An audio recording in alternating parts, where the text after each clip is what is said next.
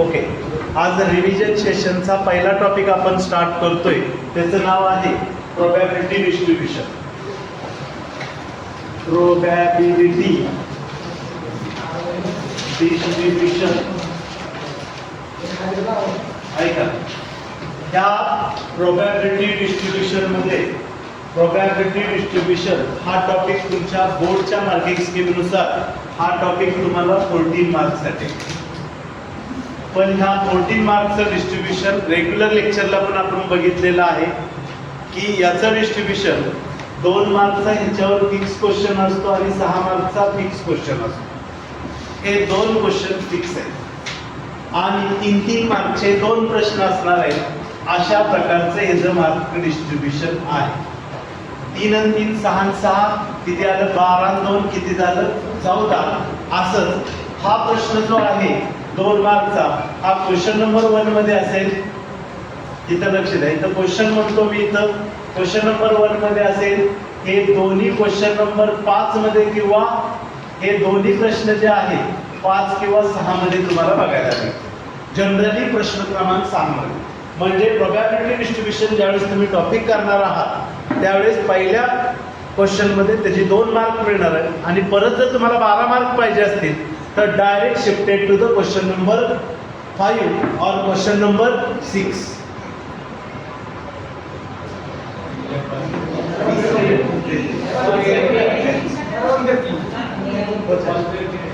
Okay, तर question number 5 आणि question number 6 मध्ये तुम्ही काय करणार आहे, इकडे जाणार.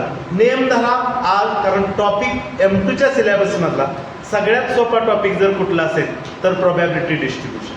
या प्रोबॅबिलिटी डिस्ट्रीब्युशन साठी तुम्हाला ह्याच्यामध्ये 3 पार्ट बघायचे. त्यामध्ये पहिला पार्ट जो आहे या टॉपिकचा 14 मार्क्ससाठी तो आहे बायनॉमियल डिस्ट्रीब्युशन. Binomial distribution. दुसरा पार्ट जो टॉपिकचा आहे, म्हणजे मला हे 3 पार्ट येतात का हे मला प्रश्न जर विचारला तुम्ही आणि त्याचं हो उत्तर असेल तर हे 14 मार्क. दुसरा आहे त्याला म्हणलं जातं पॉइसन्स डिस्ट्रीब्युशन. बघा इकडं त्याला म्हणलं जातं पॉइसन डिस्ट्रीब्युशन. आणि तिसरा पार्ट जो आहे त्याला म्हणलं जातं नॉर्मल डिस्ट्रीब्युशन. Normal distribution. मला जर विचारलं सर ह्याच्यावर मार्क कसे येतील किंवा कशा प्रकारचे क्वेश्चन येतील, 2 मार्कचा ह्याच्यावर प्रश्न असणार आहे, 3 मार्कचा एक प्रश्न असेल याच्यावर. समजलं? याच्यावर फक्त 3 मार्कचा प्रश्न असण्याची शक्यता, हमखास 6 मार्कचा क्वेश्चन नॉर्मल डिस्ट्रीब्युशन. क्वेश्चन पण तुम्ही सर क्वेश्चन कुठले करून म्हणलं तर असाइनमेंट प्रोबॅबिलिटी डिस्ट्रीब्युशनवरच्या 2 का 3 आहे त्या प्रिपेअर करा. आज देतोय ते क्वेश्चन करा, फिनिश. येतंय लक्षात? तुमची ही 15 म्हणजे 14 मार्कची तयारी आहे. उद्याच्या लेक्चरला परत 14 मार्कची आपण तयारी करणार. म्हणजे हे सगळं जे काम आहे इथं लक्ष द्या. अगदी थोडक्यात चाललंय. एक्झाम्पल तुम्ही प्रिपेअर करा. याच्यामध्ये आता आपण बायनॉमियल डिस्ट्रीब्युशन बघतोय. बायनॉमियल डिस्ट्रीब्युशन आपण कधी यूज करतो, ज्यावेळेस 10th स्टँडर्डला तुम्ही टॉपिक बघितलेला आहे त्या 10th स्टँडर्डच्या टॉपिकमध्ये तुम्हाला सॅम्पल स्पेस लिहायला लागत होतं, बरोबर. ज्यावेळेस एखाद्या रँडम एक्सपेरिमेंट कुणाला म्हणलं जातं, असा एक्सपेरिमेंट असतो की ज्याचे रिझल्ट्स मला आधीच माहीत असतं त्याला तुम्ही रँडम एक्सपेरिमेंट म्हणता. म्हणजे तुम्ही परीक्षा देणार आहे, तुम्हाला आधी माहित आहे तुम्ही पास होणार आहे किंवा नापास होणार आहे, म्हणजे तुम्ही एक्झाम अटेम्प्ट करता तो रँडम एक्सपेरिमेंट आहे, कारण रिझल्ट तुम्हाला आधी माहित आहे. येतंय लक्षात? त्याला मग एखाद्या रँडम एक्सपेरिमेंटचा सॅम्पल स्पेस लिहिता येत असेल तर आम्ही साधी डेफिनेशन ऑफ प्रोबॅबिलिटी वापरतो.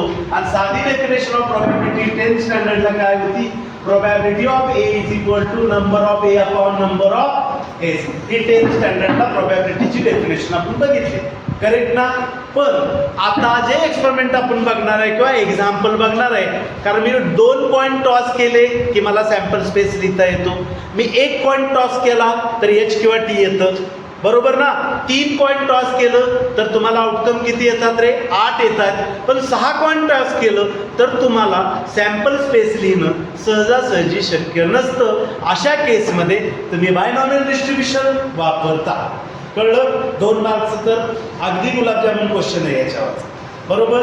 इथं लक्ष द्या. मग प्रोबॅबिलिटी डिस्ट्रीब्युशनसाठी फॉर्म्युला आहे का? 101% फॉर्म्युला आहे. फॉर्म्युला पाठच करून ठेवा ना.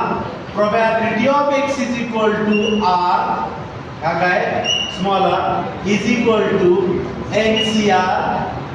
इथं काय येणार आहे? p raise to r into q raise to n minus. Formula तोंडपाठ पाहिजे. हा फॉर्म्युला फक्त फॉर्म्युला लिहून मार्क मिळत नाही, तर त्याच्यामध्ये तुम्हाला व्हॅल्यूज भराव्या लागतात, तर ते फॉर्म्युल्याचे मार्क्स मिळतात. ओके, बघा इकडे लक्ष द्या.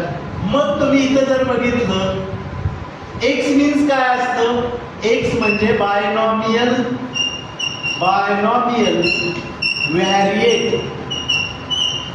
म्हणजे x जो आहे स्मॉल x त्याच्या व्हॅल्यू ज्या चेंज होतात बायनॉमियल एक्सपान्शन मध्ये, ज्याच्या व्हॅल्यू चेंज होतात त्याला बायनॉमियल व्हॅरिएट म्हणायचं. r म्हणजेच काय असतात? तर नंबर ऑफ सक्सेस म्हणायचं. Number of success. n म्हणजेच काय? नंबर ऑफ ट्रायल्स म्हणा. Number of trials. p म्हणजे काय असतं रे? Probability of success in single trial. मी म्हणतो 6 कॉइन टॉस केले, 6 कॉइन टॉस सायमल्टेनियसली. अरे पण सिंगल ट्रायल म्हणजे 1 कॉइन टॉस करणं. बरोबर ना? Probability of success. Probability of success in single trial. Single trial हे काय तुम्हाला माहित असेल तर सोपं जाईल. Q is equal to 1 minus T. पाहिलं तर काय? सगळ्याचे मिनिंग कळले का? मला R समजला बायनॉमियल व्हॅरिएट असतं. R म्हणजे नंबर ऑफ सक्सेसेस असतात गेटिंग टू हेड. मग ह्या R च्या व्हॅल्यू ज्या आहेत, हा जो तुमचा R आहे, तुम्हाला जे क्वेश्चन आन्सर विचारले जाणार आहे इथं 3 मार्कला आणि 2 मार्कला जे विचारलेलं असतं त्याच्यामध्ये फिक्स आहे. R काय विचारला जातो इकडे लक्ष द्या. R एकतर एक्झॅक्टली असतो. एक्झॅक्टली येतं म्हणजे काय? If 6 coins are tossed simultaneously find the probability of getting 3 head. Fix विचारलं ना. एक्झॅक्टली 3 हेड मिळण्याची प्रोबॅबिलिटी काय? ह्याला एक्झॅक्टली म्हणायचं. What is the probability of getting 2 head? 2 head exactly झालं ना. बरोबर ना? What is the probability of getting 10 head? बरोबर. हा प्रश्न येऊ शकतो याच्यामध्ये. किंवा याच्यामध्ये नन हा शब्द येतो. What is the probability of getting none of head? म्हणजे हेड मिळण्याची प्रोबॅबिलिटी 0. ननला काय घेतो प्रोबॅबिलिटी? आपण 0 घेतो. बरोबर. इथं तुम्हाला काय येतं? ऍटलिस्ट येऊ शकतं. ऍटलिस्ट म्हणजे काय?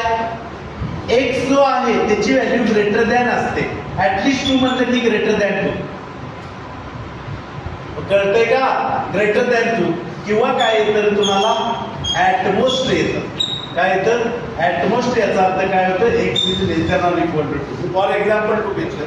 असं 2च असेल असं काही नाही. इथं लक्षात तुमचा क्वेश्चन एक्झाम मधला 2 मार्कचा एक्झॅक्टली वरच असेल. 3 मार्कचा क्वेश्चन ऍटलिस्ट किंवा ॲटमोस्ट वर असेल. लक्षात ठेवायचं 100% ऍटलिस्ट किंवा. ओके. मला मिनिमम टाइम मध्ये कव्हर करायचे. 2 मार्कचा क्वेश्चन कसा असतो बघा. Example of the 2 marks. मी एक घेतो example. And unbiased coin tossed 6 times.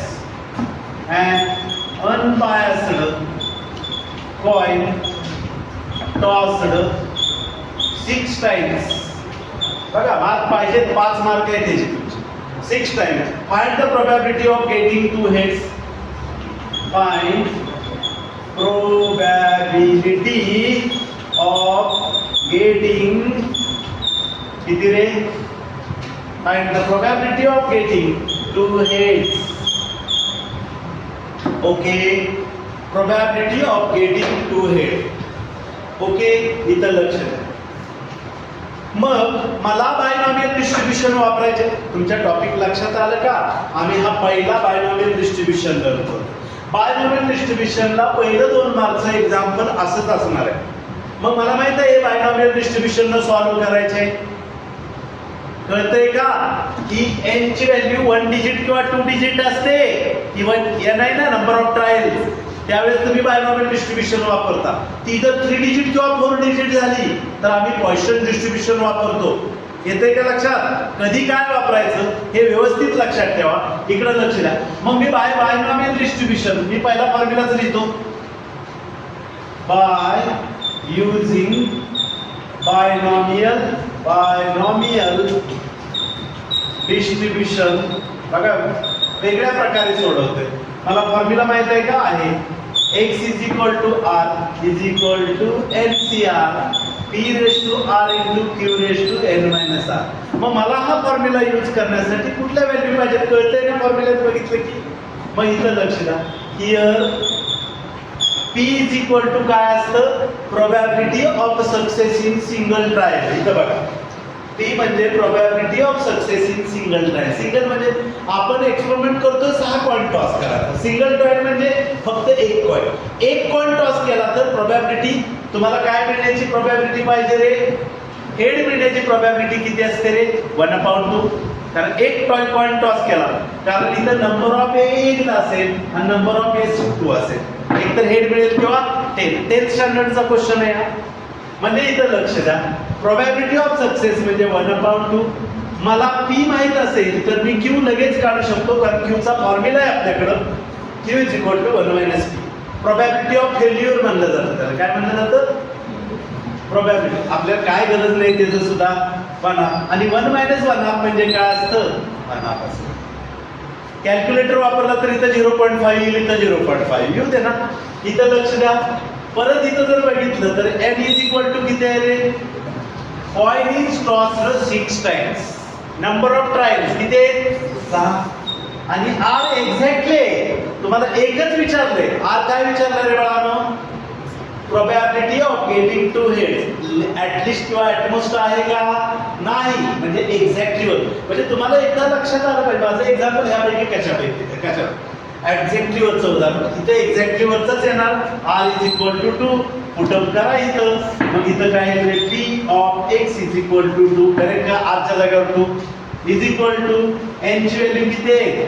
6c2 बेसला लिहायचं 2. p ची व्हॅल्यू किती आहे? 1/2 रेस टू बरोबर. r मीन्स 2 आणि 1/2 रेस टू इथं काय येणार आहे? n means 6 - 2. करेक्ट का? व्हॅल्यू सबस्टिट्यूट केलं. Is equal to 6c2 1/2 raise to 2 आणि 1/2 रेस टू 4. कॅल्क्युलेटर मध्ये डायरेक्ट तुम्ही सबस्टिट्यूट करू शकता. काय करायची गरज नाही. मी इथं आन्सर सांगतो तुम्हाला काय येते ते. याचं आन्सर डायरेक्ट 15/64 ही probability of x is equal to 2. याचं आन्सर आलं. एवढं फक्त लिहिलं की तुम्हाला 2 मार्क. समजलं? एक्झाम्पल याच टाईपचा असणार. लक्षात ठेवायचं. एक्झाम्पल चेंज काय होईल? इथला नंबर चेंज होईल आणि इथला नंबर बाकी चेंज होणार नाही. म्हणून ते लक्षात ठेवा.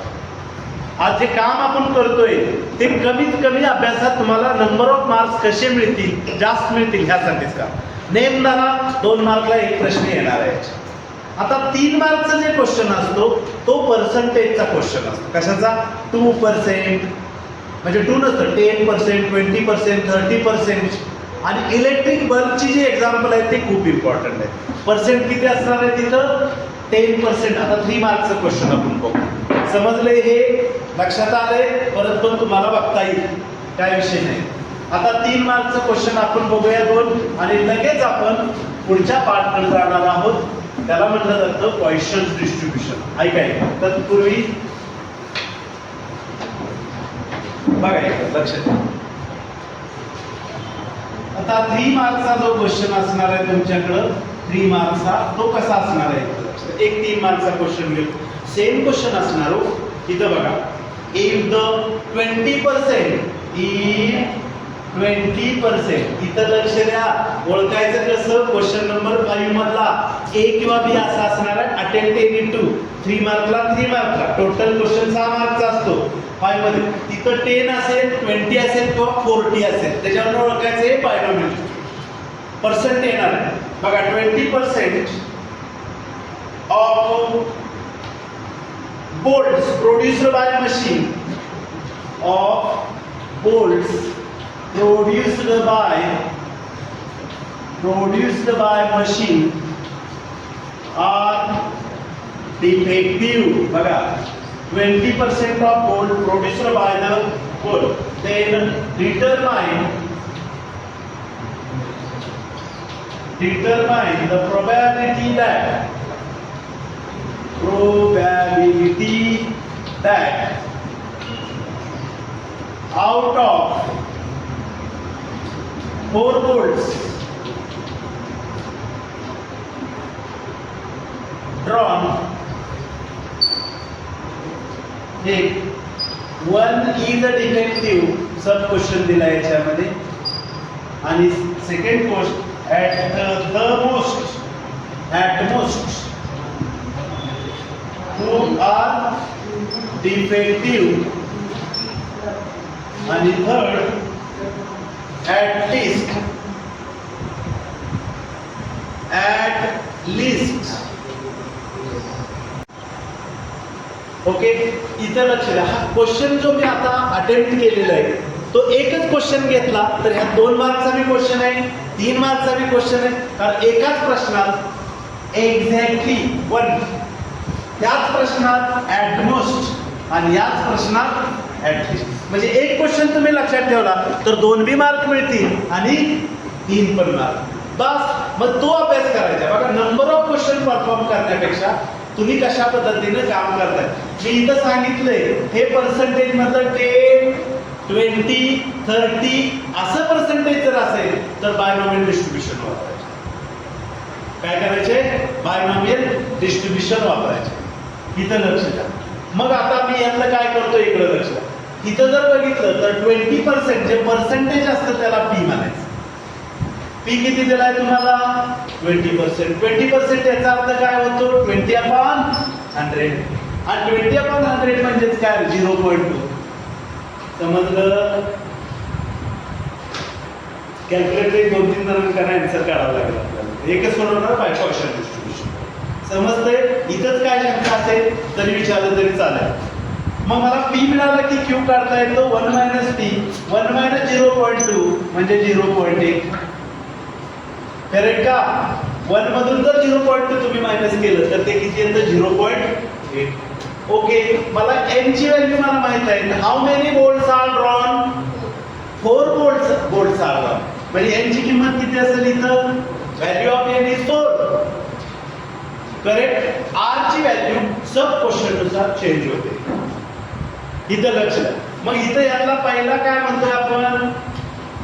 एक्झॅक्टली वरच आहे. Exactly 1 bolt is defective. म्हणजे याच्या अगोदरच्या 2 मार्कच्या क्वेश्चन मध्ये 2 हेड्स आर, बरोबर ना? 2 हेडची प्रोबॅबिलिटी त्याच्यावरती 1 बोल्ट, नट बोल्ट मधला बोल्ट. ओके, मग इथं काय करणार आहे?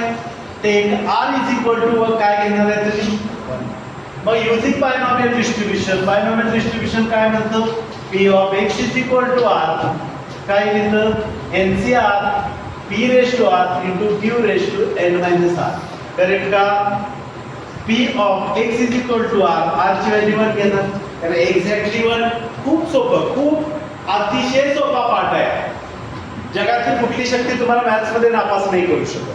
तुम्ही ह्या पद्धतीचं घ्या, ते अप्लाय करा. n ची व्हॅल्यू आमच्याकडे 4 आहे, याची व्हॅल्यू 1 आहे, p ची व्हॅल्यू किती आहे माझ्याकडे? 0.2. रेश टू r मीन्स काय येणार आहे? 1.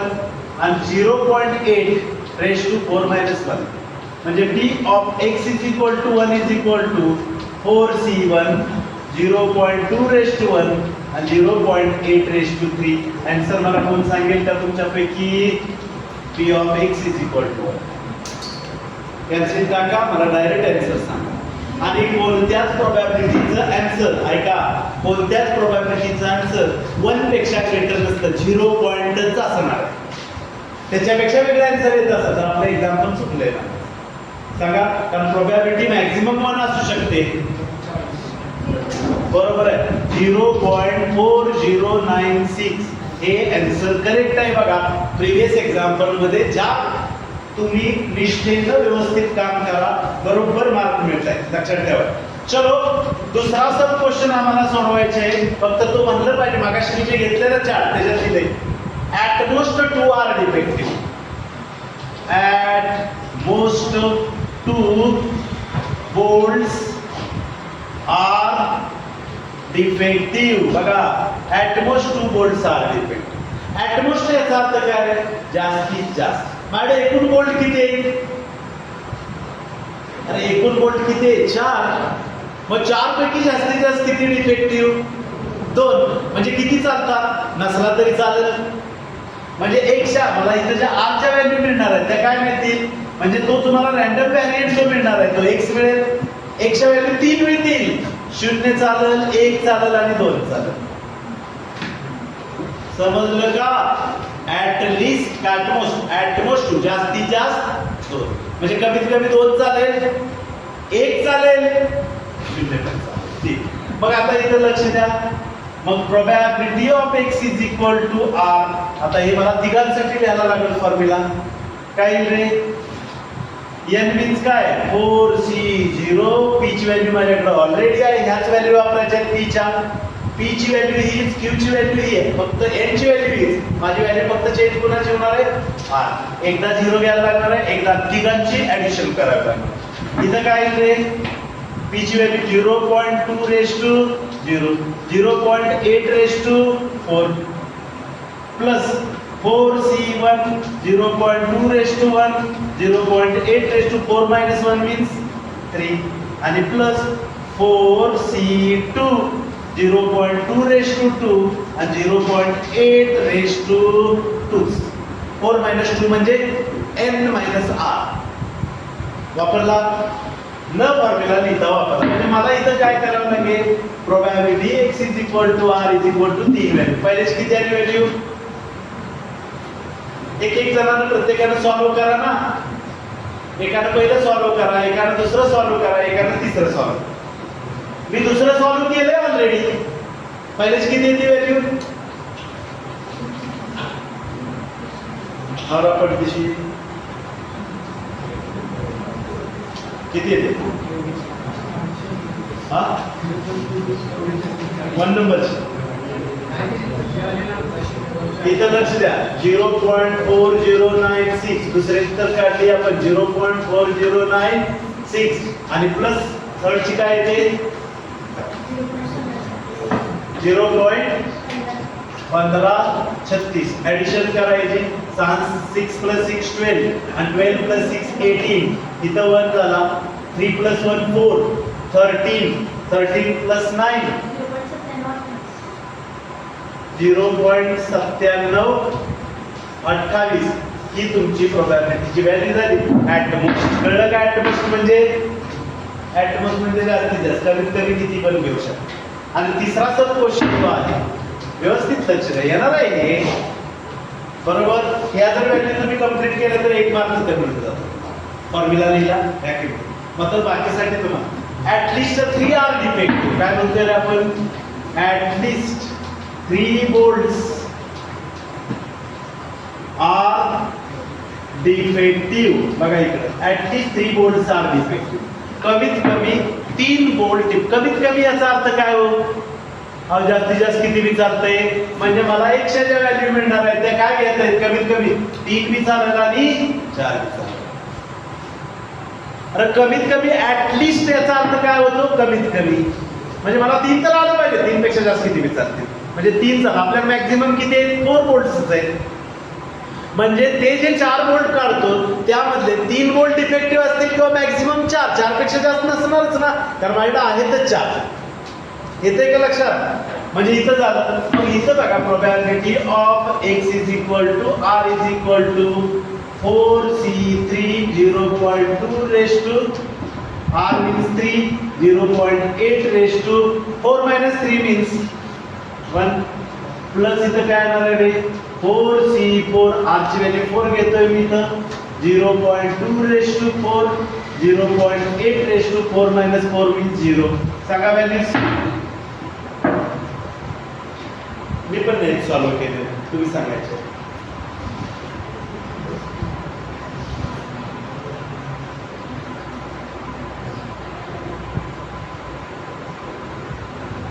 एक सोडवायचे, एकाने एक सोडवा, एकाने एक कॅल्सी वापरता आला पाहिजे. कॅल्सी वापरता आला पाहिजे.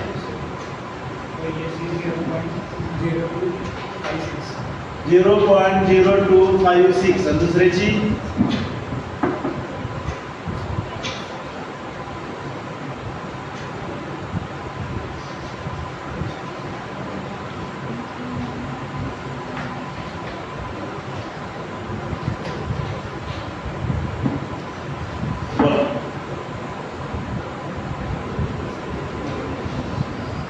पण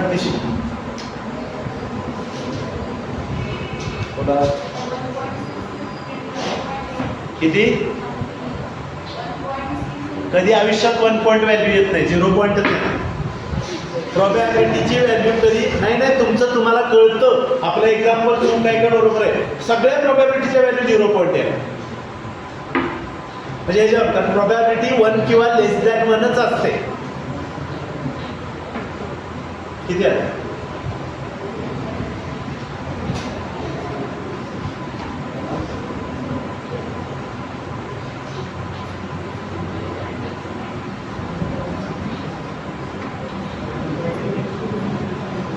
0.0016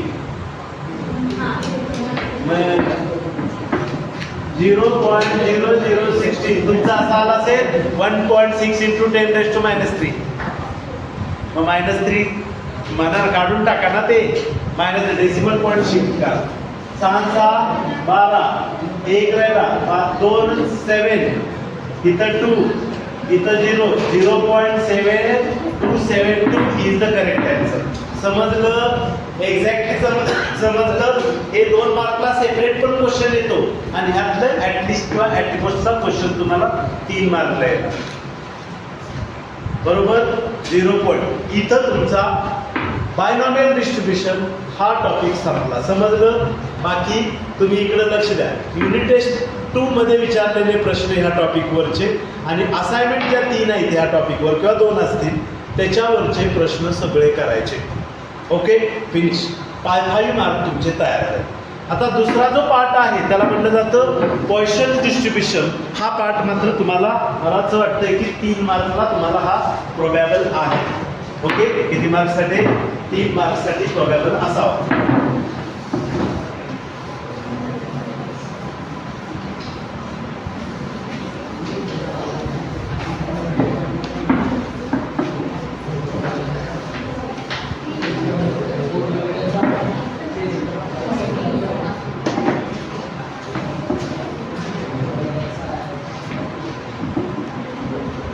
बघा इकडे लक्ष. दुसरा जो पार्ट आहे याच्यामधला हे इकडे लक्ष द्या. पार्ट 2 जो आहे याच्यामधला त्याचं नाव आहे पॉइसन्स डिस्ट्रीब्युशन. हे पॉइसन डिस्ट्रीब्युशन आपण कधी यूज करतो. पर्सेंटेज असेल तर 1%, 2%, 3%, 10, 20, 30 असणार आहे. 1% 2 म्हणजे this number of trial n is very large. बघा इफ नंबर ऑफ ट्रायल्स कोण रे n इज व्हेरी लार्ज. आणि व्हेरी लार्ज याचा अर्थ काय 3 डिजिट नंबर असतो. तो किती असतो 3 डिजिट किंवा 1000 100 500 असा असतो. 200 3 डिजिट किंवा 4 डिजिट नंबर असतो. Very large and probability of success म्हणजे p जी असते and value of p is very small. लक्षात ठेवा ह्या p ची व्हॅल्यू व्हेरी स्मॉल असेल तर पॉइसन डिस्ट्रीब्युशन द्या. एक्झाम्पल मध्ये विचारलं जातं using Poisson distribution find the probability किंवा ब्रॅकेट मध्ये e⁻³ e⁻², e⁻5 अशा व्हॅल्यू तुम्हाला गिवन असतात. त्याच्यावरून ओळखता येतं की पॉइसन. फॉर्म्युला काय आहे पॉइसन डिस्ट्रीब्युशनचा बघा. ही साईड सेमच आहे p of x is equal to r. व्यवस्थित लक्षात ठेवायचं. फॉर्म्युला आहे e⁻m multiplied by m⁻r divided by r factorial. Formula करा. 1 आणि 1 2 3 मार्क मिळतात. व्हॅल्यू सबस्टिट्यूट करा. तुम्हाला जेवढ्या माहित आहेत तेवढ्या येते लक्षात. मग इथं जर बघितलं हिअर ऐका, मला एम म्हणजे काय म्हटलं पाहिजे? एम म्हणजे मीन असतो. काय असतो? मीन. आणि तो मीन तुम्ही कसा फाइंड आउट करता बघा. Mean is equal to M P. Formula लक्षात ठेवा. 1 मार्क मिळतो एम ची व्हॅल्यू काय. एन म्हणजे तुम्हाला माहितच आहे की रे number of,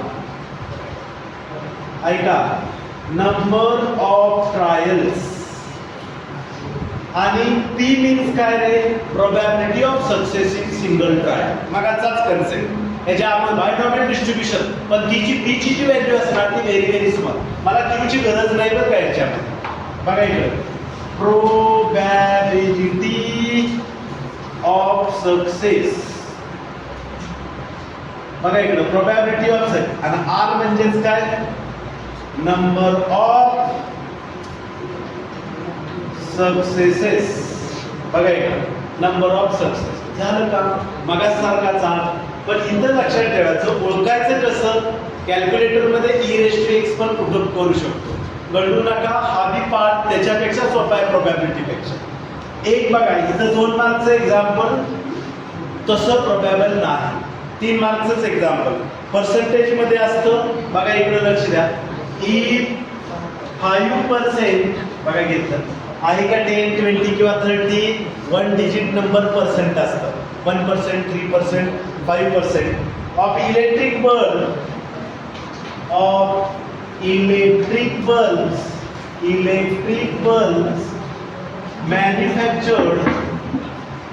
manufactured by company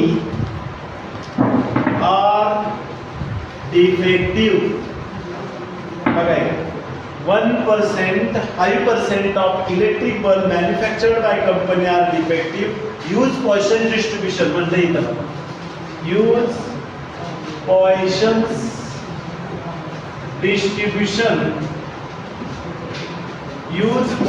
distribution to find the probability that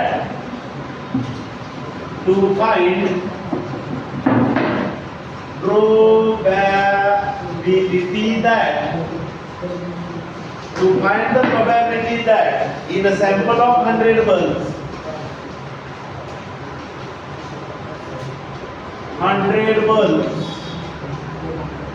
बघा बरं n ची व्हॅल्यू किती झाली? तर 3 डिजिट नंबर झाले, म्हणून आपण Poisson distribution. इथं लक्ष द्या. पहिला कन्सेप्ट सांगितलाय none bulb is defective. Bulb is defective. आणि दुसरा कन्सेप्ट काय बघा? 5 bulbs are defective. 5 bulbs are defective. Okay, लक्ष द्या. मला Poisson डिस्ट्रीब्युशन यूज करायचं. मग मला इथं पर्सेंटेज दिलेला असतो, तो पीच असतो, पण त्याची व्हॅल्यू काय असते? लेस असते. पी म्हणजेच काय दिलंय तुम्हाला इथं? 5%. मगाशी 20% दिला होता. बघा म्हणजे पी तुम्हाला काढता येते. 5% याचा अर्थ 5/100. 5/100 याचा अर्थ 0.05. 2 डिजिट नंबर आहे, व्हेरी स्मॉल झाला. 0.5 पेक्षा 0.05 100 टाइम्स लेस असतो. किती असतो? 100 टाइम्स लेस. बरोबर? ओके, इथं लक्ष द्या. मग m इज इक्वल टू, इथं n ची व्हॅल्यू किती दिली रे बाबांनो? 100. नंबर ऑफ ट्रायल्स किती बल्ब्स आहेत? 100 बल्ब्स आहेत. मग त्यामध्ये m आणि b आणि n मिळाला की m काढू शकतो. n is equal to np means 100 multiplied by 0.05 is equal to 5. कॅल्क्युलेटरवर टाकलं की 5. इतकं सोपं का? बघा इकडे लक्ष द्या. 5% जे असते ती p ची व्हॅल्यू असते. 5% याचा अर्थ काय होतो? 5/100. कॅल्क्युलेटर मध्ये टाका 0.05 येईल. काय सुद्धा आपण n ची व्हॅल्यू म्हणजे नंबर ऑफ सक्सेसेस किती दिले? नंबर ऑफ ट्रायल्स, सक्सेसेस नाही. नंबर ऑफ काय म्हणलं जातं इथं? ट्रायल्स म्हणलं जातं. ते नंबर ऑफ ट्रायल्स किती आहेत तुमच्याकडं? 100. तिथं घेतलं. मग जर तुम्हाला इथं दोन्ही p माहित झाला आणि n माहित झाला तर m is equal to np वापरता तुम्ही. म्हणजेच इथं काय झालं रे? np means 100 multiplied by 0.05 is 5. चला एक एक सब क्वेश्चन तुम्ही सॉल्व्ह करू शकता. याच्यामध्ये पहिला सब क्वेश्चन काय म्हणतोय, none bulb is a defective. पण ननचा अर्थ काय सांगितला होता मी नन म्हणजे काय घ्यायचं ठरलंय, आर इज इक्वल टू 0 घ्यायचं. None bulb is defective means R is equal to 0. Using Poisson's distribution, बघा युजिंग पॉइसन डिस्ट्रीब्यूशन. मग हे पॉइसन डिस्ट्रीब्यूशन आहे तरी काय, फॉर्म्युला आपल्याला माहित आहे, ऑलरेडी माहित आहे. काय आहे Poisson distribution, P of x is equal to r is equal to e raised to minus m into m raised to r divided by r factor. फक्त व्हॅल्यू सबस्टिट्यूट करा. e raised to minus m, m ची value किती आहे रे, -5. Bracket मध्ये इथं value दिली जाते बरं का. e raised to -5 ची व्हॅल्यू काही वेळेस तुम्हाला इथं दिली जाते. किती दिली बघा, e raised to -5 0.007 अशी दिली. म्हणजे कॅल्क्युलेटर मध्ये वापरायची पण काय गरज. ऐका, मल्टिप्लाइड बाय m किती आला रे, 5 रेज टू r ची व्हॅल्यू 0 डिवाइडेड बाय 0 फॅक्टोरियल म्हणजे 0.007 हेच आन्सर आहे. कारण का मी डायरेक्ट लिहिलं, तुम्ही कॅल्क्युलेशन 0 फॅक्टोरियल ची व्हॅल्यू 1 असते, 5 रेज टू 0 1 असेल म्हणजे e raise to -5 e raise to -5 0.05 0.05. ठीक आहे, कुठलं 0 फॅक्टोरियल ची व्हॅल्यू 0, कॅल्शियम टाकलं तरी सांगेल तो 0 फॅक्टोरियल 1 असतो. चुकू नका कॅल्शियम मध्ये विनाकारण. पॉइसन डिस्ट्रीब्युशन वरची 2 एक्झाम्पल घेतोय. पहिलं चाललंय एकात 2 सब क्वेश्चन. इथं काय दिलंय बघा, 5 बल्ब्स आर डिफेक्टिव्ह. दुसरं काय म्हणतोय, 5 बल्ब्स आर डिफेक्टिव्ह. म्हणजे आर ची व्हॅल्यू काय घ्यायचं, एक्झॅक्टली ऍटमोस्ट आहे का ऍटलिस्ट आहे का नन आहे रे, एक्झॅक्टली वरच आहे. म्हणजे आर ची व्हॅल्यू काय घ्यायला गेली तर आर बरोबर 5. समजलं का रे बघा. बाकी पॉइसन डिस्ट्रीब्युशन यूज करा. Use Poisson's distribution, Poisson distribution use करा. P of x is equal to r is equal to e raised to -m into m raised to r divided by r. काही book मध्ये इथं into दिलेलं नाही, काही book मध्ये इथं into दिलेलं. तुम्हाला बघा आजचा आणि उद्याचं लेक्चर तुम्हाला M2 मध्ये पास करणार आहे, कारण तुम्ही रिस्पेक्टेबल मार्क पर्यंत जाल 25+. फक्त व्यवस्थित लक्ष द्यायचं आणि शंका असेल विचारा लगेच, काय अडचण नाही. r ची व्हॅल्यू किती घ्यायची इथं 5. e रेज टू m ची व्हॅल्यू किती आली आपल्याकडे 5 आहे. ठीक आहे, m ची व्हॅल्यू हीच घ्यायची, काय चेंज नाही, कॉमन आहे value. -5 multiplied by n means 5 raise to r means 5 divided by 5 factorial. मला आन्सर सांगा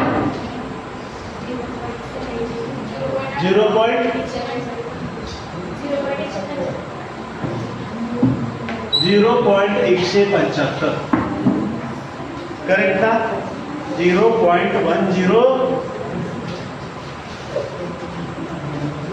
चुकते व्हॅल्यू 1823 येते, 1823.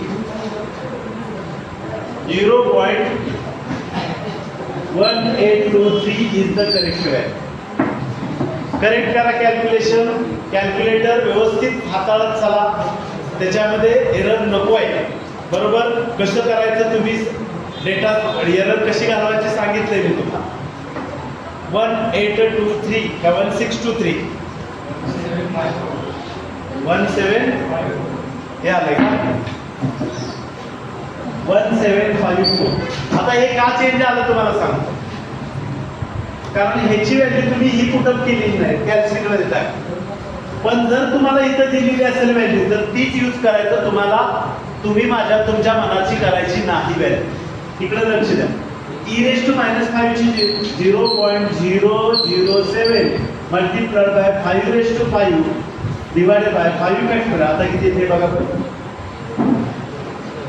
कारण तुम्ही गिवन व्हॅल्यूज पुटअप करणार, तुम्ही नाही मनाची व्हॅल्यू पुटअप करायची किंवा कॅल्क्युलेटर वापरायचा. करेक्ट. आणि 22च्या पुढे काय आहे 18-23 5 किंवा 5 पेक्षा मोठी 18-22 18-23 समजलं. 5 आर ग्रेटर दॅन 5 असेल तर एका डिजिट मध्ये तुम्ही ऍड करायचं. पॉइसन्स डिस्ट्रीब्युशन कळलं. आता मी ह्यातलं अवघड उदाहरण जर आलं तर काय होऊ शकतं तर ऍटलिस्ट आणि ऍटमॉस्ट डिस्ट्रीब्युशन ते एक येतोय. मग शेवटचा पार्ट म्हणजे किती लवकर टॉपिक संपतो बघा कमी अभ्यासात. आणि मी जेवढा वेळ बघितलं तेवढाच वेळ अभ्यास करायचा. तुम्ही तो व्हिडिओ बघायचे आणि पाटी पेन्सिल घेऊन व्हिडिओ बघायचे. मग काय अडचण. अजून एक एक्झाम्पल आपण याच्यावरच घेणार आहे आणि पटदिशी पुढे जाणार आहे. बघा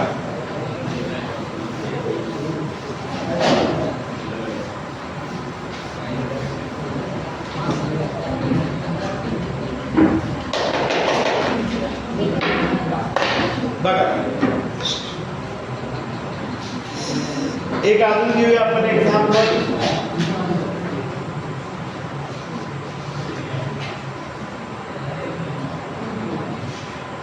A 20% this type आहे बरं का. A 2% of electric bulbs तेच होतं रे. Electric bulbs are manufactured by company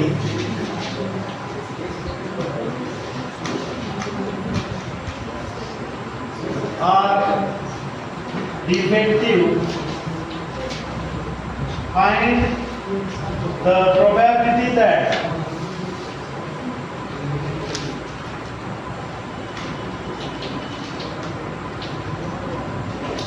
in a sample of 100 bulbs, 3 bulbs are defective.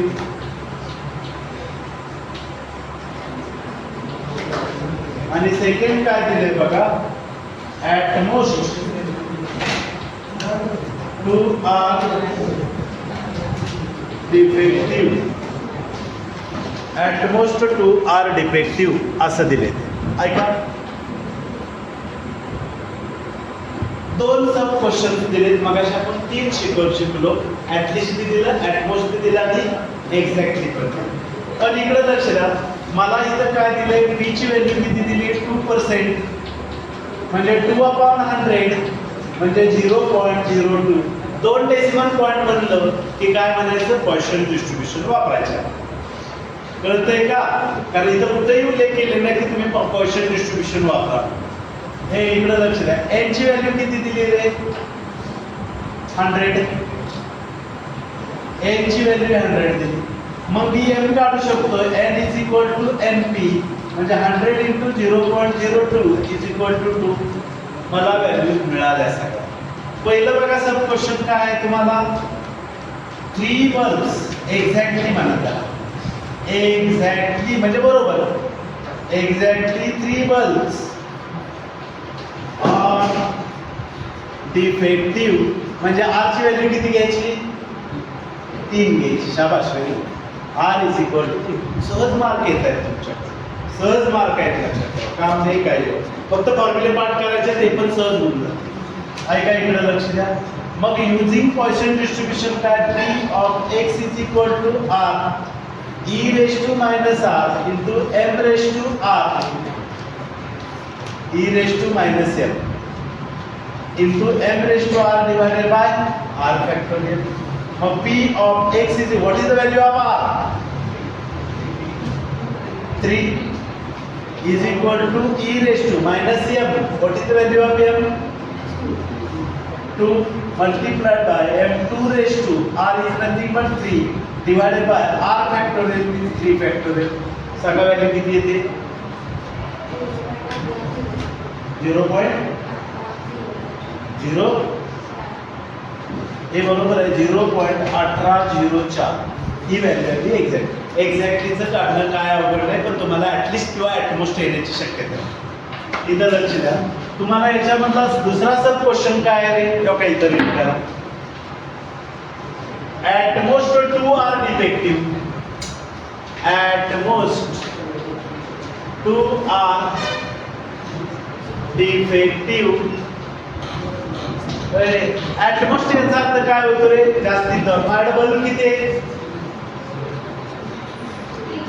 100 sample of 100 bulbs आहेत, त्यातले 3 पहिला सब क्वेश्चन सांगला 3 डिफेक्टिव्ह असण्याची प्रोबॅबिलिटी काय. मग इथं जर बघितलं तर 100 बल्ब्स आहेत, त्यातले ॲटलिस्ट 2 म्हणजे 100 ज्या व्हॅल्यू असणार आहेत त्या किती असतील, 0 येऊ शकतो, जास्तीत जास्त 2 पाहिजे ॲट मोस्ट. 1 झाले आणि 2 पण झाले. मग अशी आपण सोडवले ते बरोबर.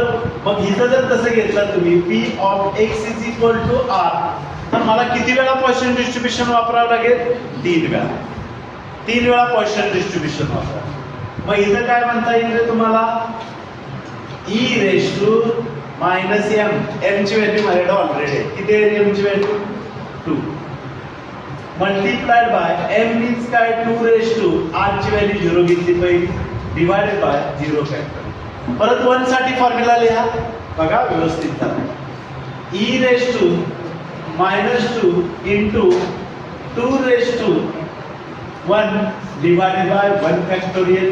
E raise to -2 into 2 raise to 2 divided by 2 factorial plus तिघांच्या व्हॅल्यू तुम्हाला या बोला पटापट. पण त्यातल्या एकाची व्हॅल्यू नाहीच काढली आपण, 3 ची काढली पण 2 ची नाही काढली.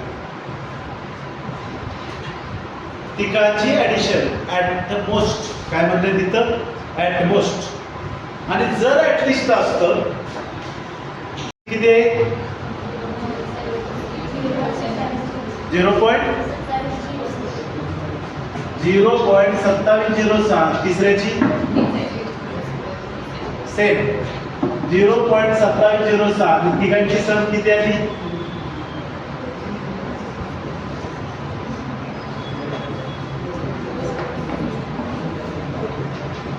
तिसरा सब क्वेश्चन मी जरा वाढवतो, ऐका इकडे लक्ष द्या, ऐका लक्ष इकडे द्या. आता बघा तिसरा सब किती आले तिघांची सम, आता बघा 0.6765. परत सरांनी शिकवलं नाही असं म्हणणं. At least 2 are defective. मी जर असं विचारलं असतं तुम्हाला क्वेश्चन, तो नाही विचारला क्वेश्चन, मी ऍड केला ऍटलिस्ट 2 आर डिफेक्टिव्ह. म्हणजे आरच्या व्हॅल्यू कुठले असतील रे, कमीत कमी 2, म्हणजे 2 चालेल, 3 चालेल, 4 चालेल, अप टू 100 चालेल. आता मग एवढ्या वेळा तुम्हाला फॉर्म्युला वापरणं शक्य आहे का, नाही. तर ह्याच्यासाठी एक फॉर्म्युला आहे, काय असतं म्हणजे P of X is equal to R is equal to, ह्याचं अपोजिट वाक्य काय असतं रे, इथं बघा 1 मायनस प्रोबॅबिलिटी ऑफ, इथं लक्ष द्या, X is less than or equal to 2. पण हे जर म्हणायचं तुम्हाला अवघड जात असेल तर इकडे लक्ष द्या. 1 मायनस हे सगळे सोडून 2 ते 100 सोडून उरले कोण कोण, P of X is equal to 0 उरला, P of X is equal to 1 उरला, हे दोघं उरले ना, कळलं का. ते 1 मधनं फक्त मायनस करा, बघा गडवलं जातं इथं. ऍटलिस्ट जर दिलं तर मी एवढ्या सगळीकडे फॉर्म्युला वापरू शकतो का, 98 वेळा फॉर्म्युला वापरावा लागेल मला, 98 टाइम्स, तेवढं शक्य नाही.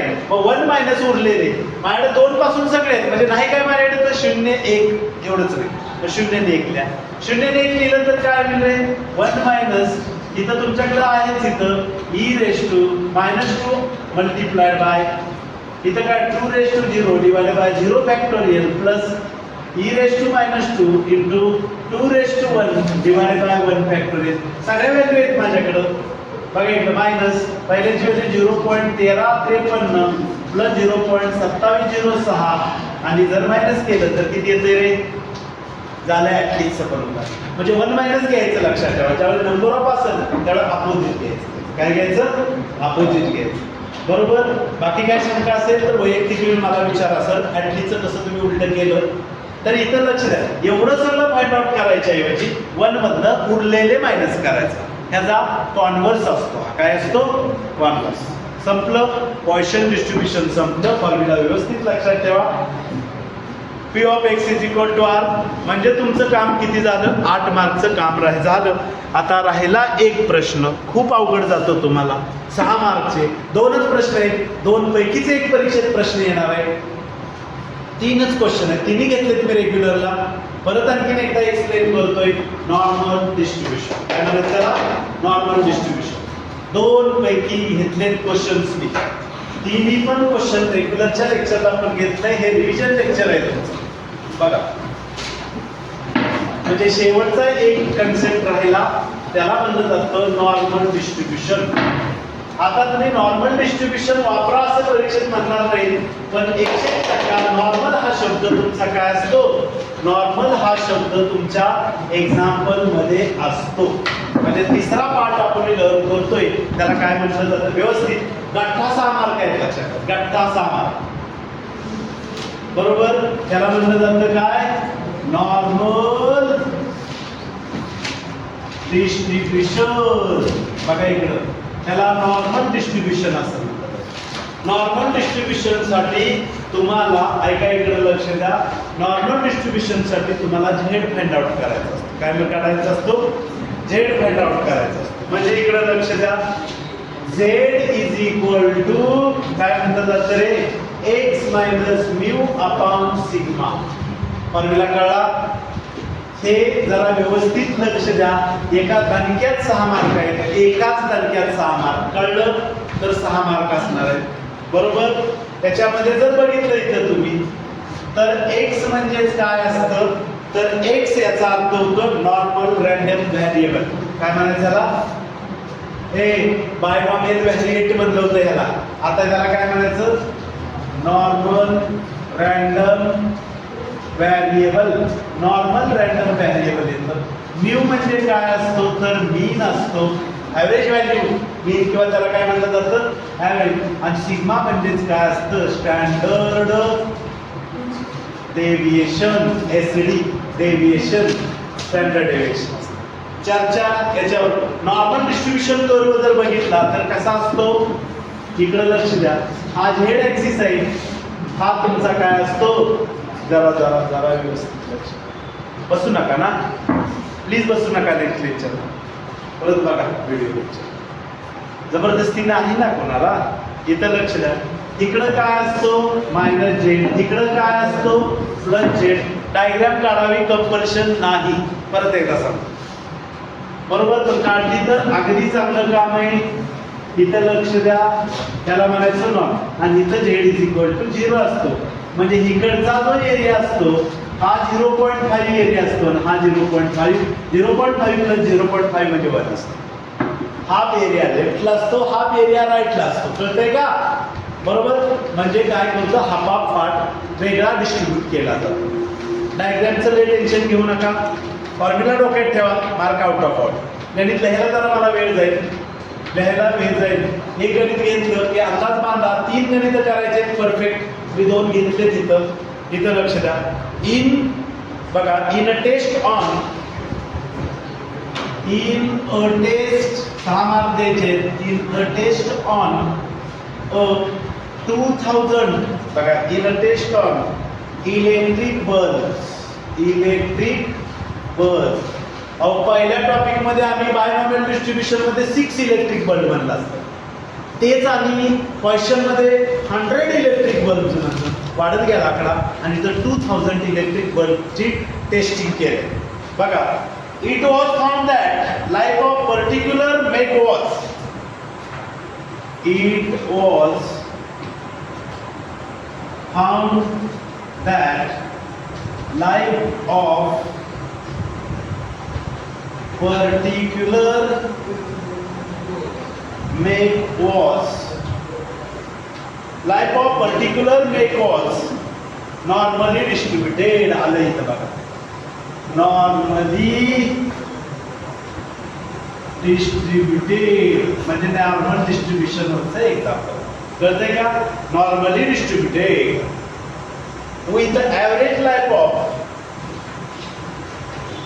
average life of 2040 hours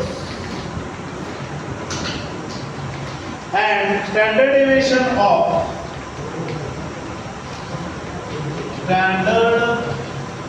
deviation of 60 hours.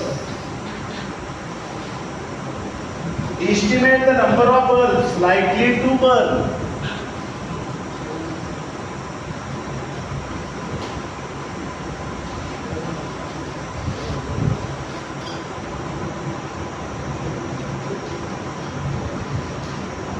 likely to burn between 1920 hours to 2160 hours and B more than 2150 hours. Bracket मध्ये खूप मोठं एक्झाम्पल असतं. माझा तर असा अंदाज आहे की हे एक्झाम्पल तुमच्या क्वेश्चन पेपरचं शेवटचं उदाहरण असतं आणि त्याच्याकडे डॅश असतं. क्वेश्चन 6व्यातला सी काय असेल, जागा बी सांगेल. क्वेश्चन 6व्यातला सी 6 मार्क मिळवा आणि सांगता घाला पेपरची. बरोबर, इतकं. आणि नियम धरून 3 रेग्युलरला दिले सोडून मी परत एकदा सांगतोय, इथं लक्ष द्या. Given that A of 2 is equal to 0.4772, A of 1.83 is equal to 0.4664. Okay, बघा इकडं एका गणितासाठी जरा थोडासा त्रास होईल. इथं लक्ष द्या, जितकं जमतं ते पद्धतीनं अटेम्प्ट करायचा प्रयत्न, सोडून तर नाहीच देणार, कारण आपले हक्कासाठी 6 मार्क. लक्ष इकडं, म्हणजे एक्झाम्पल लिहायला इतका वेळ घ्या. बरोबर,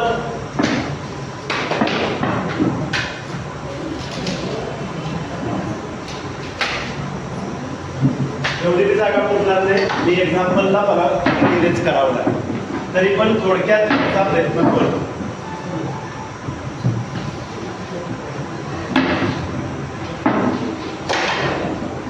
लक्ष इकडे, हियर मला फॉर्म्युला कुठला वापरायचा आहे? नॉर्मल डिस्ट्रीब्युशन साठी. नॉर्मल डिस्ट्रीब्युशन साठी मला हा formula z is equal to x minus mu upon sigma. काय म्हणायचं त्याला? z इज इक्वल टू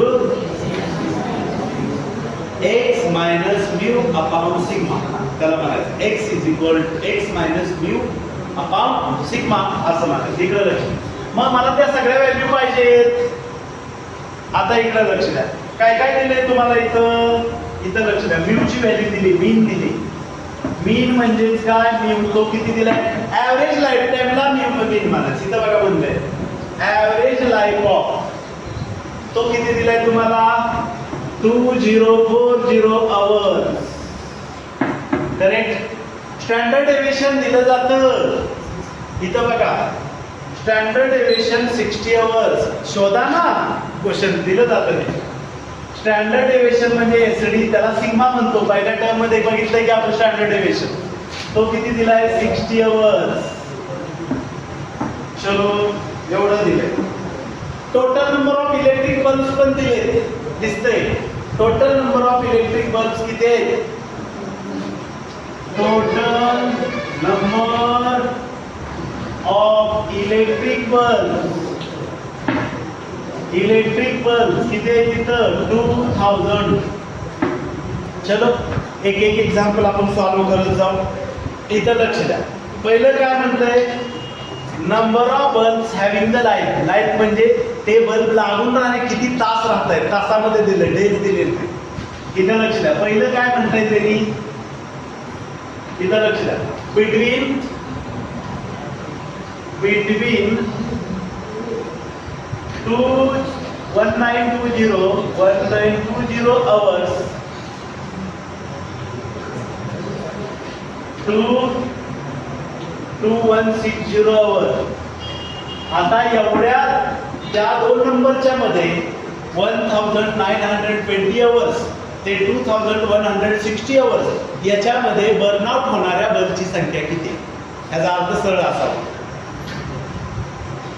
ह्या ज्या दिलेल्या व्हॅल्यू असतात ते एक्स असतं, व्हॅरिएट. काय म्हणायचं त्याला? नॉर्मल. त्याला म्हटलं जातं नॉर्मल रँडम व्हॅरिएबल. मला एक्सच्या व्हॅल्यू किती दिलेत? 2 दिलेत ना. म्हणजे मला इथं x is equal to for x is equal to 1920 and x is equal to 2160 अशा 2 दिले. मग मला ह्याला तुम्ही x1 म्हणला तर ह्याला तुम्ही x2 म्हणू शकता. मग इकडं मला Z1 मिळेल. Z1 is equal to x1 minus mu upon sigma. आणि इथं हे सांगा की Z2 is equal to x2 minus mu upon काय येणार आहे सिग्मा. जर x1 x2 नसेल म्हणायचं तर म्हणू नका. याला पण x म्हणा, याला पण xच म्हणा, याला पण x म्हणा. फक्त Z1 Z2 म्हणा, दोघांसाठी Z1. म्हणजे तुम्हाला काय जास्त अवघड जाणार नाही. x च्या व्हॅल्यू 2 दिले. बिटवीन म्हणलं की दोन्ही पण घ्यायच्या, दोन्ही पण घ्यायचे. इथं लक्ष द्या. Z1 is equal to x ची व्हॅल्यू किती आहे बाळांनो 1920 मायनस म्यूची. व्यवस्थित लक्ष द्या, सोपं काम आहे हे. म्यूची व्हॅल्यू किती आहे आपल्याकडं 2040 डिवायडेड बाय सिग्मा किती आहे, सिग्मा किती आहे 60. बरोबर. ह्याला सोडून घ्या. Z1 इज इक्वल टू मला 2 मिळतं. बघा बरं, ब्रॅकेट टाकलं तरच बरोबर येईल आन्सर. कॅल्सी मध्ये टाकताना ह्याला ब्रॅकेट टाकावं लागेल. 120 अपॉन 60 येते, मायनस 120 अपॉन 60. आणि 40 मायनस 20 आणि 2 मायनस 1 म्हणजे 1. म्हणजे याचं जे आन्सर आहे मायनस 120 अपॉन 60. म्हणजे Z इज इक्वल टू किती आलं का -2 minus 120 upon 60 means minus. Similarly इकडे पण बघा. Z2 इज इक्वल टू हा किती आहे तुमच्याकडं x बदलला तुमचा 2160 मायनस 2040. हे पण जर तुम्ही केलं डिवायडेड बाय 60 तर Z2 is equal to 120 upon 60 is equal to 2 आले. Z1 ची व्हॅल्यू आणि Z2 च्या व्हॅल्यू ह्या काय झाल्या दोन. तुम्हाला Z1 आणि Z2 काय झाला इथं तुम्हाला Z1 आणि Z2 दोघांच्या पण व्हॅल्यू काय झाल्या मिळाल्या. म्हणजे Z कुठून व्हॅल्यू होतोय x व्हॅल्यू होतोय ना. x कुठून कुठपर्यंत काढायचंय तुम्हाला जे फाइंड आउट. हे सेंटेन्स खूप इम्पॉर्टंट. खूप मी प्रोबॅबिलिटी मी इथं x घेतोय. x माझा किती पेक्षा मोठा आहे रे 1920 पेक्षा किंवा त्याच्यापेक्षा मोठा. आणि लेस दॅन किती पाहिजे 2160 पेक्षा. कळलं का. मी जर x ऐवजी z जर घेतला p ऑफ इथं z जर घेतला तर याच्या ऐवजी काय -2 किंवा 2 पेक्षा मोठा आणि 2 किंवा 2 पेक्षा लहान. मग मी त्याचे 2 पार्ट करेन. 2 पार्ट केले तर काय होईल इथं लक्ष द्या. probability of -2 is less than or equal to z is less than or equal to 0 आणि plus 0 is greater than or equal to z and less than or equal to 2. Correct का. -2 to 0 आणि 0 to z. कारण जर normal graph काढला तर तुमच्या असं लक्षात येईल बघा. इथं z is equal to 0 आहे, इकडं -z आहे, इकडं +z आहे. डिस्ट्रीब्युशन करून काढला तर असा येईल. मग z इज इक्वल टू -2 इथं z इज इक्वल टू -2 इकडे z इज इक्वल टू 2. हा एरिया सेम आहे का सेम. पण एरिया निगेटिव्ह असतो का नसतो. म्हणजे बघा -2 to 0 आणि 0 to 2. हे जमत ज्याला जमेल त्यालाच एक्झाम्पल लक्षात ठेवा. मग हा एरिया तुम्हाला दिलाय का तर दिलाय. -2 to 2 दिलाय का तुम्हाला अजिबात काय नाही दिलेलं. म्हणजे इथं हा एरिया सेम आहे. म्हणजे 2 into probability of 0 is less than z less than 2. म्हणजेच काय झालं रे या एरियाच्या दुप्पट एरिया आहे. जेवढा हा एरिया तेवढाच हा एरिया आहे. हे ज्याला जमल त्याला जमणार. मग मला इथं लक्ष द्या. 2 into probability of -2 दिलेलं असतं इथं. 2 दिले की नाही तुम्हाला. म्हणजे 2 into एरिया ऑफ 2 म्हणजे 2 into किती आलं रे बाबा 0.47 72. आणि वजाबाकी की बेरीज केली तर काय 2 दुनी 4 7 दुनी 14 1 7 दुनी 14 1 15 4 दुनी 8 0.95. आता इकडे लक्ष द्या आन्सर झालं. डायग्राम काढावीच असं काय नाही पण ते तुम्हाला कळलं पाहिजे. हे ज्याला जमन त्यालाच कळेल. इथं दिला जातो क्लू तुमचा एरियावरनं कळतं. इथं लक्ष द्या. मग आता इथं लक्ष द्या. Total number of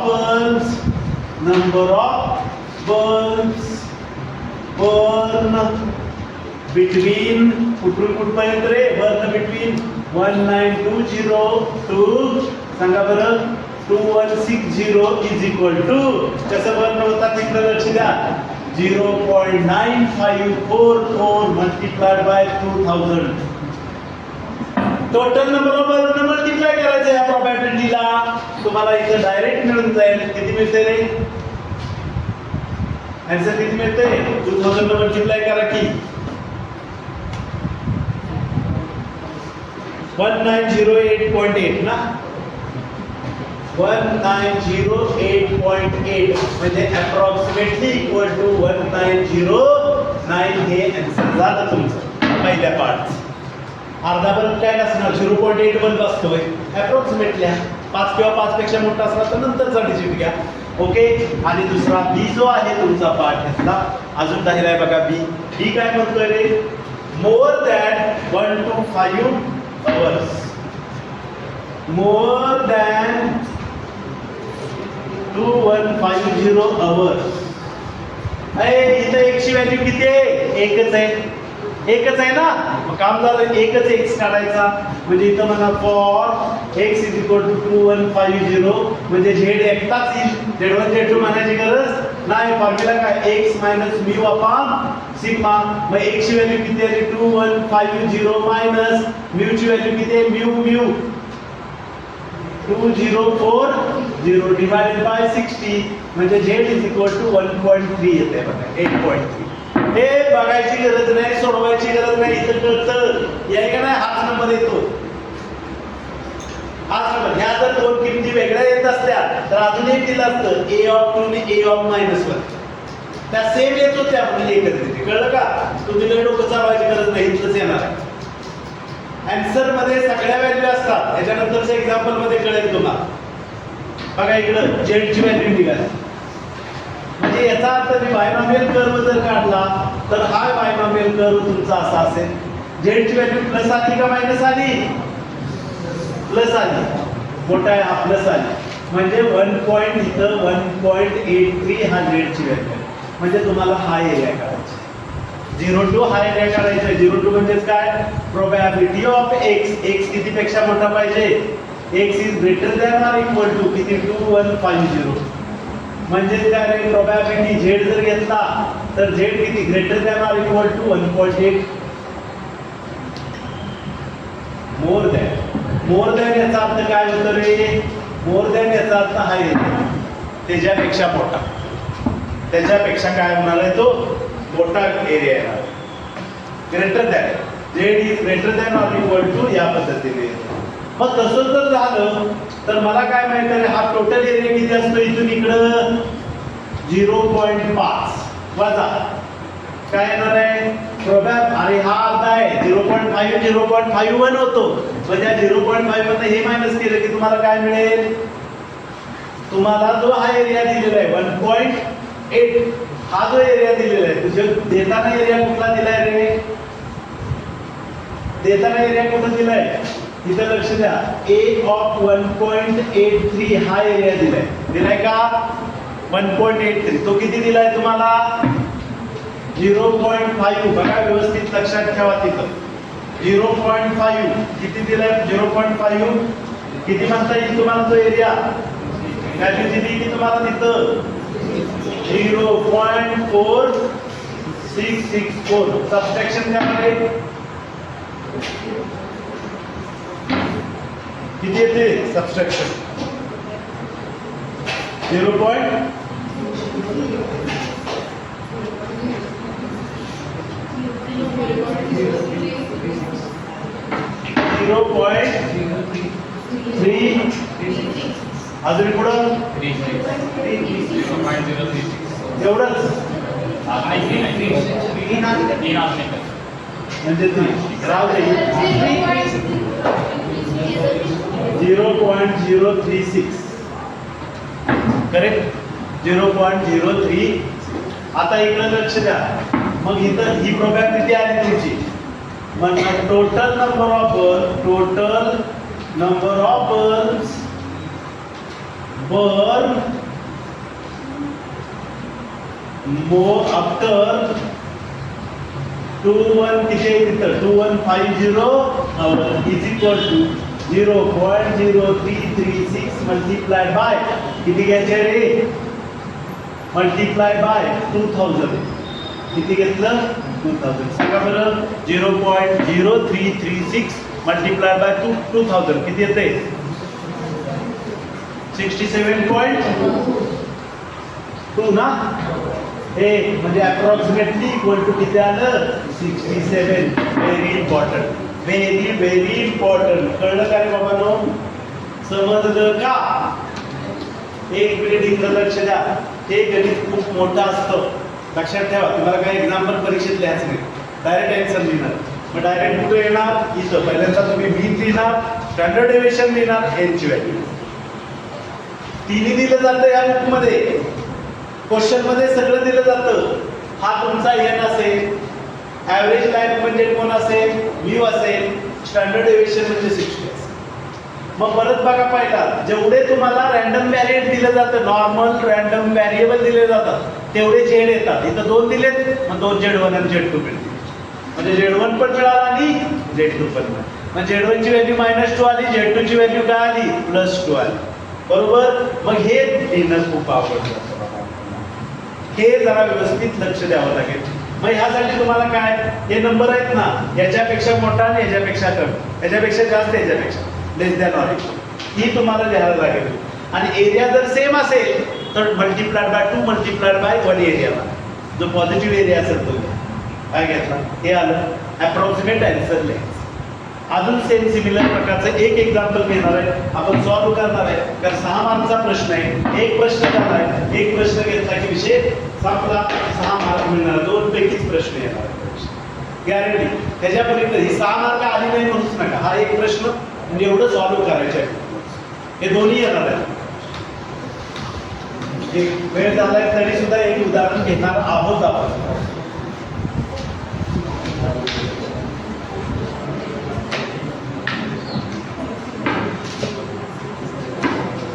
in a sample of 100 cases in a sample of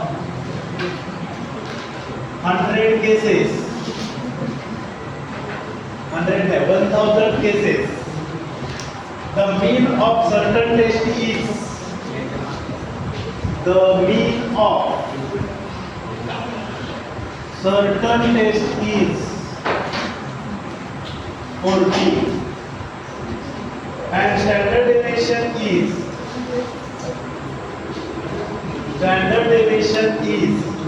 2.5 assuming the distribution to be normal assuming the distribution to be normal fine assuming distribution to be normal मध्ये कळते नॉर्मल डिस्ट्रीब्यूशन तुम्हाला वापरायचं how many student scores हे काय म्हणतोय how many student scores between 12 and 50 how many student score between 12 आणि बी काय म्हणतोय how many student score above 80 आणि ब्रॅकेट मध्ये काय काय दिलंय बघा ए ऑफ गिवन म्हणा given that A of 0.4 0.1554 A of 0.8 0.281 आणि A of 1.6 0.4452 चुकत असलं तर बघा कोणाकडे बुक असेल तर करेक्ट आहे का नाही बघा डेटा बरोबर डेटा बघावा लागेल पण जो डेटा आपण घेतला आहे त्या पद्धतीनं मी सॉल्व्ह करायचा प्रयत्न करतो हा डेटा फक्त बघा चेक करा रेग्युलरची नोटबुक असेल असाइनमेंटची नोटबुक असेल तर त्यात सॉल्व्ह केलं आहे जरा थोडंसं टॅली करा ती चुकले असण्याची शक्यता वाटते मला पण बाकी काही नाही बाकी एक्झाम्पल बरोबर आहे 15 बरोबर आहे 14 बरोबर आहे 18 बरोबर आहे मिनिटात एक्झाम्पल सॉल्व्ह होईल. मी परत सांगतो, डायग्राम काढायची काही गरज नाही. मी काय म्हणलं, डायग्राम काढायची काही गरज नाही. डायग्रामला तुम्हाला मार्क नाही काढली तर भरपूर काम चांगलं होईल. इथं लक्ष आहेत बरोबर व्हॅल्यू टॅली केलं का, बरोबर व्हॅल्यू आहेत का, इथं लक्ष. हे आमचं काय म्हणणं आहे रे, पहिल्यांदा आम्ही मीन लिहिणार आहे. मीनची व्हॅल्यू किती आहे, 61 नंबर. मीन कशाने डिनोट करतो, म्यू. किती व्हॅल्यू सांग, बरोबर वाचायला 40 म्हणजे स्टँडर्ड डेव्हिएशन किती आहे बाबांनो, तू सांग शेजारी त्याचा. स्टँडर्ड डेव्हिएशन सिग्माने दाखवतो आपण. किती आहे व्हॅल्यू, रीड केलं तर कळेल. Standard deviation 2.5. यांची व्हॅल्यू किती आहे बाबांनो, किती आहे, यांची व्हॅल्यू 1000. अरे काय सोप्या तर किमती आहेत ना. ओके चलो, काय हरकत नाही. आम्हाला इथं काय करायचंय, पहिलं ही शेअर चालू आहे. मला बिटवीन फक्त नंबर लहान आले, बाकी पहिलंच गणित आहे. How many student score between 12 and 50. ऐका, एक्सच्या व्हॅल्यू किती दिले, 2. म्हणजे for x is equal to 12 आणि for x is equal to 50. कळलं मगाच्या पद्धतीने. मग Z1 is equal to x minus mu upon sigma आणि Z2 is equal to x minus mu upon sigma. Value put up करा. Z1 is equal to x value किती आहे, 12 वजा what is the value of mu, 14 divided by 2.5 minus 2 upon 2.5 is equal to किती येतं रे, minus 0.8 minus 0.8. अरे इकडे लक्ष द्या, एक व्हॅल्यू तुमची 0.8 येणार आहे, एक व्हॅल्यू 0.4 येणार आहे. वेगळ्या येणार आहेत, मगाशी एकच आली -2 आणि एक 1.6 आहे. इथं लक्ष द्या, इथं Z2 इज इक्वल टू काय येतं, इथं लक्ष द्या, x ची व्हॅल्यू किती, 15 वजा 14 भागिले 2.5. 15 वजा 14 म्हणजे 1 भागिले 2.5 किती येते रे, 0.4. आली का. लय डोकं चालवू नका, इथल्याच व्हॅल्यू येणार आहे, बालपाकचा नाव नका, कुठं कुठली तरी वेगळी चालणार. तुम्ही सोडवा का नाही, पण इथल्याच व्हॅल्यू येणार आहे. चला इथं प्रोबॅबिलिटीचं रिलेशन लिहिणार आहे. प्रोबॅबिलिटी मध्ये पहिल्यांदा आपण काय लिहितो, एक्स लिहितो. एक्स कसा पाहिजे मला अजयराव, ग्रेटर दॅन 12 पाहिजे आणि लेस दॅन किती पाहिजे, 15 पाहिजे. तर वाटू द्या, 12 पेक्षा मोठ्या आणि 15 पेक्षा. मग एक्स ऐवजी मी झेड घेतो. इथं लक्ष द्या, पी ऑफ एक्स ऐवजी झेड घेतलं, मग इथं ग्रेटर दॅन झेड किती पेक्षा मोठा पाहिजे, -8 पेक्षा मोठा. -0.8 पेक्षा मोठा आणि 0.4 पेक्षा लहान. मग आता इकडे लक्ष द्या, नॉर्मल डिस्ट्रीब्युशन कर्व जर काढला तर तुम्हाला लगेच पटकन कळेल. -0.8 म्हणजे z इज इक्वल टू -0.8 इकडे येईल आणि 0.4 इथं असेल, z इज इक्वल टू 0.4. मग -8 टू इथं z इज इक्वल टू 0 होईल. त्यामुळे हे जे दोन होईल, प्रोबॅबिलिटी ऑफ, ऐका, -0.8 is less greater than or equal to z and less than or equal to 0. म्हणजे इथून इथपर्यंत काढलं पाहिजे. कळलं का, -0.8 to 0. आता 0 to 0.4 म्हणजे प्लस काय येणार आहे, p of 0 is greater than z less than or equal to 0.4. कळलं का. दोन्ही एरिया दिलेत तुम्हाला, इथं लक्ष द्या. एरिया देत असताना 0.8 दिलाय प्लस एरिया ऑफ 0.4 दिलाय. दोन्ही पण एरिया 0.2881 प्लस 0.4 म्हणजे 0.1544. ऍडिशन केली तर 5 8 4 12 5 1 6 6 14 1 4 0.4425. आता टोटल नंबर ऑफ स्टुडंट झालं का? हेच महत्वाचा पॉइंट आहे रे. Total number of student score between 12 to 15 किती येईल रे? 0.4425 मल्टिप्लाइड बाय 1000. 1000 न म्हटलं तर 442.5 अप्रॉक्सिमेटली इक्वल टू 443. 5 किंवा 5 पेक्षा मोठा असेल तर पुढं करा 443. समजलं? मगाच्या गणितापेक्षा सोपं वाटलंय. वाटलं का? तिथं फक्त एकच एरिया दिला जातो म्हणजे -2 आणि +2 सेम आहे. म्हणजे एरिया दुप्पट घ्यायची. बरोबर? तिथं चुकून आहे. आणि दुसरा पार्ट काय आहे बाबांनो? दुसरा पार्ट जर बघितला तर काय आहे तिथं? How many student score above 18. अरे म्हणजे झेडची व्हॅल्यू काय दिली तर 18. झेड 18 दिला ना, x 18 दिला. काय दिला? त्याच्यावरून झेड निघेल x minus mu upon sigma. x ची व्हॅल्यू किती? 18 मायनस 14 म्यू ची व्हॅल्यू सिग्मा म्हणजे 2.5. 4 अपॉन 2.5 किती येईल रे? 1.6. बघू बी नका राहिले रे. मग आता इकडे लक्ष द्या. प्रोबॅबिलिटीचं रिलेशन लिहा रे बाबांनो. प्रोबॅबिलिटी ऑफ x किती असेल? Greater than or equal to आणि less than or equal to किती येणार आहे? 1.6. बरोबर? मोर दॅन म्हणतोय आपण म्हणजे किती पेक्षा?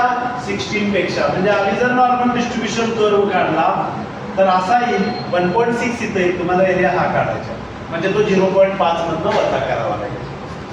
अरे हा एरिया आहे ना अर्धा हा एरिया 0.5 मधनं तो मायनस करावा लागेल. म्हणजे तिथं काय येईल? पी ऑफ झेड काय लिहिलं? झेड 0 आणि लेस दॅन 1.6 म्हणजे 0.5 मायनस ए ऑफ 1.6. बघा 1.6 0.5 मायनस 1.6 किती दिलाय तुम्हाला? 0.44. 52 मायनस केलं तर किती येते रे? 0.0548. बरोबर? असं एवढं येते ना. मग इथं बघा number of student score above 18 is equal to 0.0548 multiplied by 1000 is equal to 54.8 म्हणजे approximately equal to 50 greater than. Assignment notebook आहे 0.0. इथं तुमचा टॉपिक बरोबर सक्सेसफुली संपवला. ती प्रोबॅबिलिटीचं रिलेशन फक्त तुम्ही काय करायचं असतं तर प्रोबॅबिलिटीचं रिलेशन व्यवस्थित लिहायचं असतं. बरोबर? इकडे थांब जरा. बंद करू नको. या लायचं शूटिंग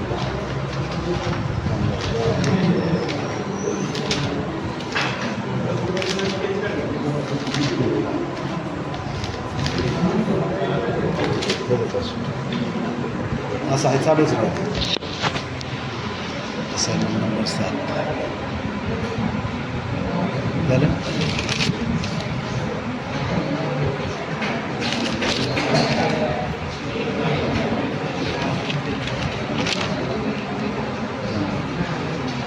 किती राहिलं? 15.